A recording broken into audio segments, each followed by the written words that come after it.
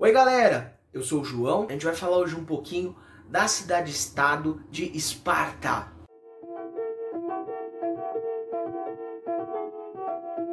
E antes da gente começar, eu já vou pedir para você se inscrever aí embaixo, deixar o seu gostei, compartilhar com seus amigos. No vídeo passado a gente falou um pouquinho sobre as várias cidades-estado que foram se formando por todo o território grego.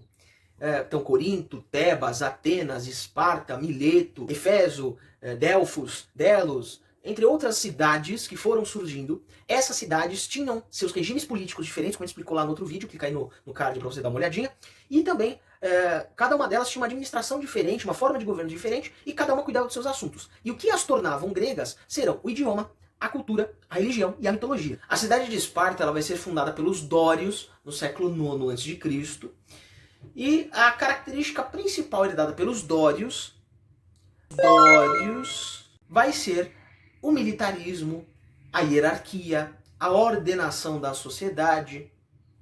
E eles descendem daquela região dentro da península do Peloponeso, está localizada na região da Lacônia.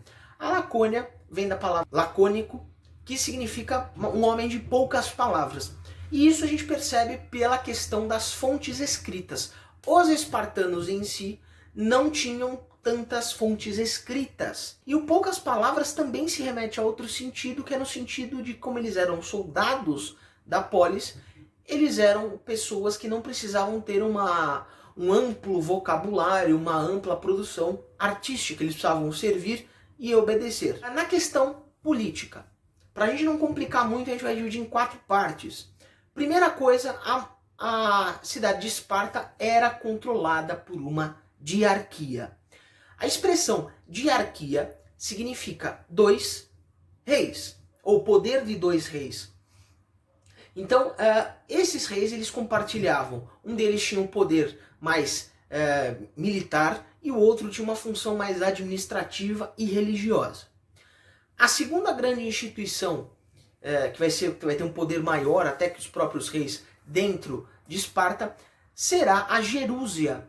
A Gerúsia vai ser formada por cidadãos espartanos com mais de 60 anos, eram 28 desses indivíduos. Eles iam nessa assembleia e eles debatiam a criação de leis, a aplicação da justiça, e eles podiam debater outros assuntos que fossem pertinentes à vida de Esparta.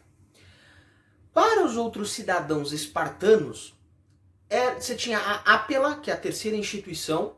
A Ápela vai ser uma assembleia onde você vai ter cidadãos espartanos, descendentes dos Dórios, com mais de 30 anos. Eles se reuniam aproximadamente uma vez por mês e eles encaminhavam propostas para a Gerúsia votar. A Gerúsia também votava na eleição de 5 cidadãos que iriam aplicar essa lei, que iriam executar a lei, que eram os éforos.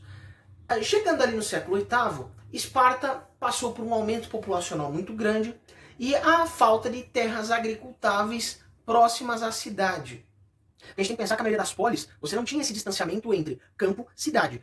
As cidades gregas passou da muralha, você já era o campo. A produção não dava conta do volume de pessoas que você tinha em Esparta, e com isso eles vão conquistar territórios próximos e vão criar uma estrutura social. Essa estrutura social vai ser baseada no princípio de quem é espartano, quem é aqueu e quem não é. Então, no alto dessa pirâmide social você tem os esparciatas, que eram os descendentes dos Dórios. Eles vão ter poder administrativo, eles vão controlar a região. Na sequência, você tem os periecos. Esses eram nobres descendentes dos aqueus. Então, esses indivíduos eles não eram escravizados ou não eram forçados a trabalhar para os esparciatas, porém, eles deveriam pagar impostos aos esparciatas. Ao mesmo tempo, você também tem os ilotas, que eram os indivíduos que moravam naqueles locais, então os camponeses, os artesãos. Em muitos casos, esses indivíduos eram obrigados a trabalhar para os espartanos. Em alguns casos, esses indivíduos também eram escravizados. Os espartanos também autorizavam que alguns ilotas realizassem a função de artesãos e de comerciantes livres, desde que pagassem a sua taxa para os esparciatas. Sobre a cultura dos espartanos, o que a gente pode falar? Eles têm um traço muito importante que vem lá da origem dos dórios, que vai ser uma tradição militar, uma tradição de força, de obediência à hierarquia, onde que eles fariam soldados excelentes para a cidade-estado. Eles buscavam, primeiro ponto, desde criança, pessoas com características físicas e que fossem saudáveis. Ou seja, pessoas com algum tipo de deficiência ou que não fossem consideradas saudáveis poderiam ser descartadas. E descartadas desde uma simples forma de você abandonar a criança na floresta para os lobos devorarem, ou você matar literalmente ou jogar no penhasco, né? Imaginem aí o que vocês quiserem. E isso servia tanto para meninos como para meninas. Para os meninos era importante ter um bebê saudável de acordo com essa cultura, porque eles seriam bons soldados de Esparta. E para as meninas, elas sendo saudáveis, fortes e vigorosas, elas seriam excelentes mães. Então elas poderiam gerar bons soldados no futuro. Você tinha um serviço militar obrigatório dos 7 aos 60 anos. Ou seja, então se fosse hoje em dia, se tivesse que fazer aquela propaganda, você jovem, que acabou de fazer 7 anos, você vai entrar no exército espartano. Você pode jogar uma lança, você pode correr de lobos, você pode roubar alguém, você pode... Então a propaganda seria hoje nesse formato. A propaganda seria hoje nesse formato. E a partir dos 60 anos ele podia pleitear uma vaga na Gerúsia. E com 30 ele também poderia exercer seus direitos políticos. Os espartanos eles sempre pregavam valores como a força, a coragem, a bravura e a liderança. E caso um homem falecesse no campo de batalha, ele era considerado um herói.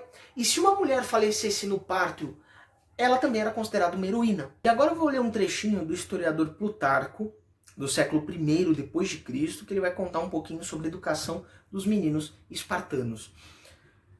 Abre aspas. Assim sendo, a educação era um aprendizado de obediência. Os anciãos vigiavam os jogos das crianças. Não perdiam uma ocasião para suscitar entre brigas e rivalidades. Ensinavam a ler e escrever apenas o estritamente necessário. O resto da educação visava acostumá-los a torná-los duros à adversidade e fazê-los vencer no combate. Voltando agora para o caso dos meninos. Eles eram treinados desde cedo, eles eram largados descalços durante a maior parte do seu treinamento. Eles usavam praticamente uma roupa por ano, para justamente o corpo ganhar resistência às variações de temperatura.